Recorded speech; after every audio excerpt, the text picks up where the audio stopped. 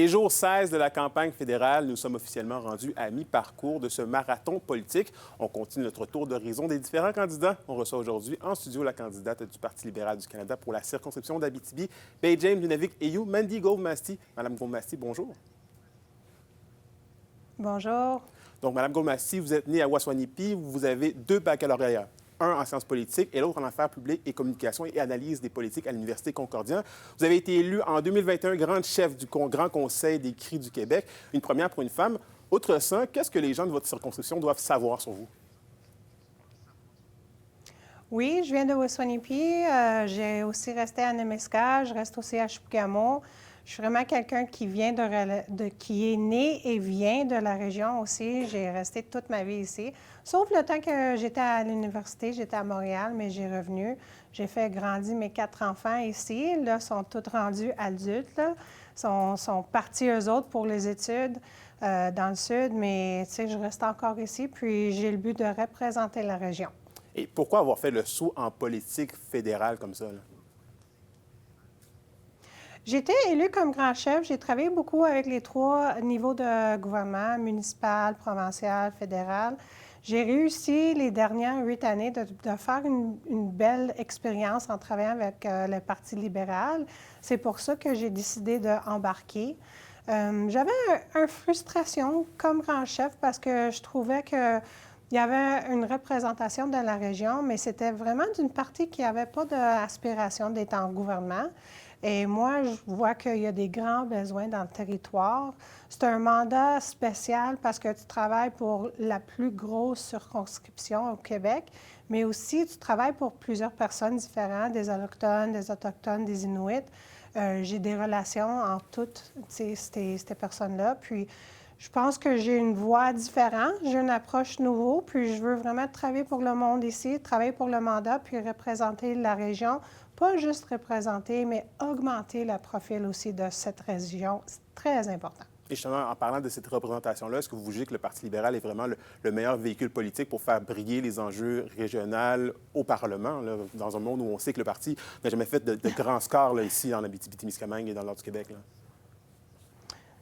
Oui, je pense que ça va être mon but de vraiment augmenter aussi le profil du Parti libéral. Avant que j'ai commencé, j'ai rencontré le premier ministre, M. Carney, pour lui dire, tu sais, je viens d'une place très spéciale, très importante. On sait que 65 du bois, ça vient de Abitibi-Baie-James. Les investissements minéraux, ça vient de notre région aussi. Les barrages, 8 de les 11 barrages sont dans le territoire ici. C'est quelque chose que j'entends souvent parler dans les États-Unis, des besoins de toutes ces choses-là. Puis moi, je pense que ça prend vraiment une représentation sérieuse avec un profil, une capacité, une expérience de vraiment protéger, augmenter les besoins de la région. Puis je pense que je suis la candidate qui pourrait faire ça. Et justement, si vous êtes élu, vous risquez d'être dans un parti au pouvoir, donc il va avoir les mains là, sur certains leviers décisionnels. Vous avez environ 2 points d'avance dans les sondages présentement sur le Bloc québécois. Quels seront vos engagements clairs là, pour faire avancer les dossiers de la région dans un monde où vous risquez d'être peut-être au pouvoir? Là? Bien oui, je vais essayer de vraiment augmenter mes points là, pour prendre le lead. Mais tu sais, il y a beaucoup de grands dossiers dans cette région-là. J'ai commencé en premier de vraiment rencontrer le monde, rencontrer les élus pour créer vraiment une plateforme pour la région.